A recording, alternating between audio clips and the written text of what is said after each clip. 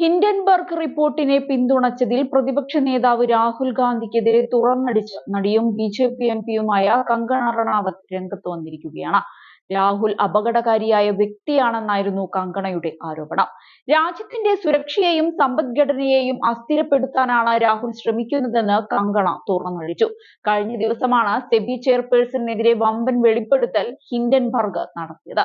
സെബി മേധാവി മാധവി ബുജും ഭർത്താവ് ധാവൽ ബുജും അദാനി ഗ്രൂപ്പുമായി ബന്ധപ്പെട്ട മൗറീഷ്യസിലും ബർമുഡയിലുമുള്ള 2 ഫണ്ടുകളിൽ നിക്ഷേപം നടത്തിയെന്നായിരുന്നു ഹിൻഡൻബർഗ് റിപ്പോർട്ടിൽ പറഞ്ഞത്. ആരോപണത്തിന് പിന്നാലെ ബിജെപി റിപ്പോർട്ടിനെ തള്ളിയിരുന്നു. രാജ്യത്തെ അസ്ഥിരപ്പെടുത്താനാണ് ഹിൻഡൻബർഗ് ശ്രമിക്കുന്നതെന്നും ബിജെപി ആരോപിക്കുകയുണ്ടായി. ഇതിനു പിന്നാലെയാണ് രാഹുൽ ഗാന്ധിക്കെതിരെ കങ്കണ രംഗത്ത് വന്നത്. കോൺഗ്രസും രാഹുൽ ഗാന്ധിയും സംയുക്ത പാർലമെന്ററി സമിതി ഇക്കാര്യം അന്വേഷിക്കണമെന്ന് ആവശ്യപ്പെടുന്നുണ്ട്. എന്നാൽ രാഹുൽ രാജ്യത്തെ അസ്ഥിരപ്പെടുത്താൻ എല്ലാ വഴിയും നോക്കുന്നുണ്ടെന്ന് കങ്കണ ആരോപിക്കുന്നു. ഹിൻഡൻബർഗ് റിപ്പോർട്ടിനെ പിന്തുണച്ചത് അതുകൊണ്ടാണ്. വിദ്വേഷവും വിഷവും സർവവും തകർക്കുന്നതുമായ രീതിയാണ് രാഹുലിനുള്ളതെന്ന് കങ്കണ പറഞ്ഞു.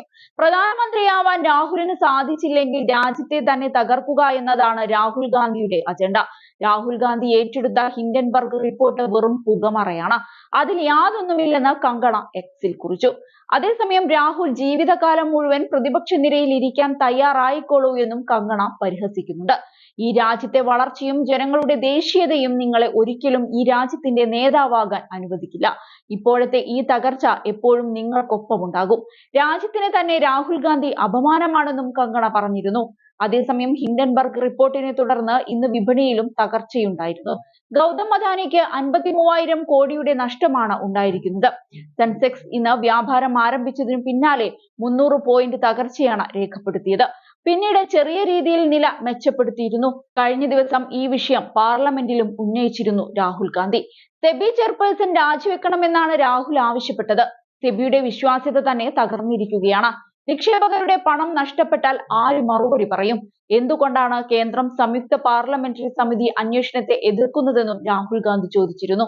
സുപ്രീം കോടതി ഇടപെടലും രാഹുൽ ആവശ്യപ്പെട്ടിരുന്നു.